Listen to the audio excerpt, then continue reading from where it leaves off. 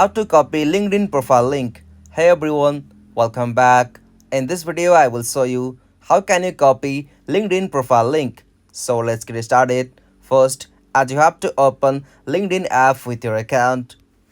After you open LinkedIn, you'll get this kind of interface from the main feed. You'll have to just find out the profile from where you want to copy the link. As you can also copy the link of yourself by tapping on your profile at the top left.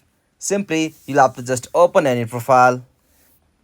After you open the profile from your at the right hand section, just at the beside of message, simply tap on three dots. From your tap on share file, and from your simply tap on the option copy. After you tap on that, you'll be able to copy the LinkedIn profile of that person or any kind of account on LinkedIn. And that's it. This is the simplest way to copy LinkedIn profile link. If you found this helpful, please make sure to like and subscribe for more videos like this. Thanks for watching. Have a good day.